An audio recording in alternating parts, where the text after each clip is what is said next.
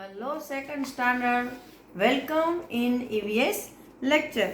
This is our 11th lecture. In previous lecture we have completed some exercise of our chapter number 2, my body, right?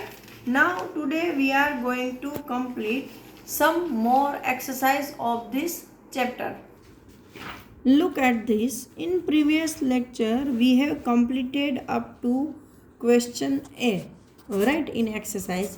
Now today we are going to start our question B. Fill in the blanks with the given word. मतलब यहाँ पर आपको कुछ question में blanks दी गए, खाली जगहें दी गई है और यहाँ पर देखो आपको कुछ वर्ड दिए गए हैं, है ना। ये आंसर है आपकी ब्लैंक्स के, लेकिन वो आपको ढूंढ के सही आंसर उसमें लिखना है। तो first of all I am going to read the first blank one. The human body is like a big dash. इंसान का जो बॉडी मतलब शरीर है वो एक बड़े किसके जैसा लगता है, बड़ा क्या लगता है ह्यूमन बॉडी। तो in already we have learn in our chapter that human body is just like a big machine, right ना। So just find out machine over here. यहाँ से मशीन का स्पेलिंग आपको ढूंढना है। If you have learn the spelling then you have no difficulty to find out the spelling, but if you have not learned any spelling then you are not able to find out even these spellings are given here. okay, तो बेटा मैं हर बार बोल रही हूँ, just try to learn as much as spelling as you can. जितने भी हो सके आप ज़्यादा से ज़्यादा स्पेलिंग लर्न करो। मैं आपको बता दे रही हूँ, उससे कोई फ़ायदा नहीं है, ये आपको ढूंढना है, क्योंकि I have already explain the chapter explain हो चुका है, तो आपको ये सब आने चाहिए। ये मेरा फ़र्ज़ है कि मैं आपको ढूंढ के बताऊं, लेकिन ऐसे आपको आने वाला नहीं है, है ना। तो खुद करना सीखो। तो ये है मशीन। तो यहाँ पर हम लिखेंगे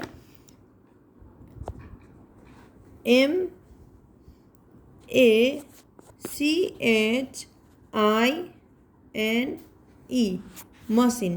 Next, our dash rests on our neck. ये जो हमारा है पार्ट वो हमारी गर्दन पर रखा हुआ है। तो भाई हमारी गर्दन पर, हमारी नेक पर, हमारी बॉडी का कौन सा पार्ट है, तो के आवर हेड। तो चलो यहाँ पर हेड का स्पेलिंग है यहाँ HEAD, हेड। तो I am going to write down here head, HEAD, head over here. Okay, now third one,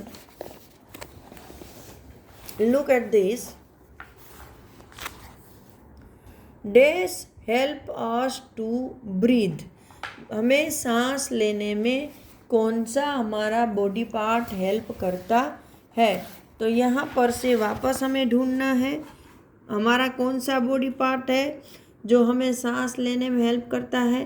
तो आपको मैंने बताया था कि भाई नोज़ है वो एक ओनली आउटलेट और इनलेट है जिसके थ्रू हम सांस लेते हैं, लेकिन जो एक्चुअल हमारा पार्ट है वो है हमारे लंग्स के, जिसके फंक्शन की वजह से हम सांस ले पाते हैं।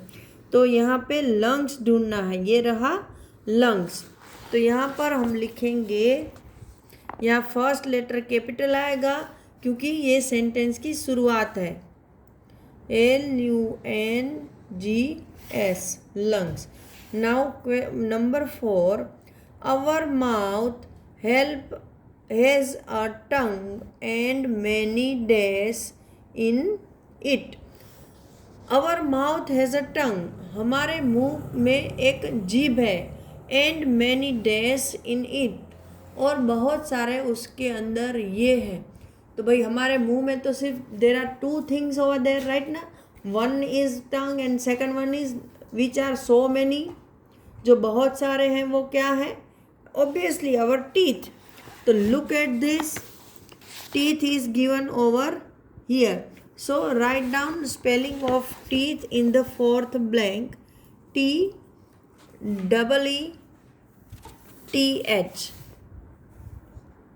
Okay.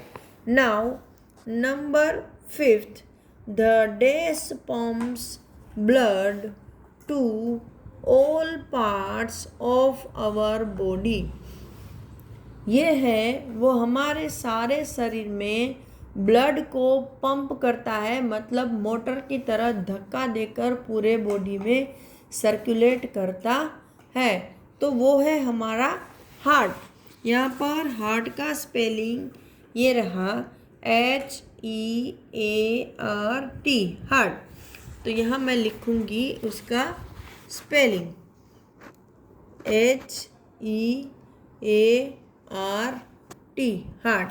Now question C. Now question C, match the following. These are the body parts or some parts of our body, and these are their functions. Now we have to match them to each other. Either you can use a scale or you can write the alphabetically order over here. Okay, I am giving the order over here. First of all, lungs. हमारे जो lungs है, हमारे फेफड़े हैं, वो क्या काम करते हैं? तो डाइजेस्ट फूड, खाने को पचाते हैं? नहीं। पंप ब्लड, ब्लड को सर्कुलेट करते हैं? नहीं। हेल्प अस टू थिंक, सोचने में मदद करते हैं? No. Help us in movement, या हमें यहाँ वहाँ घूमने में मदद करते हैं? No. Help us to breathe, हमें सांस लेने में मदद करते हैं? तो कि यस। तो इसका नंबर है वो है ई।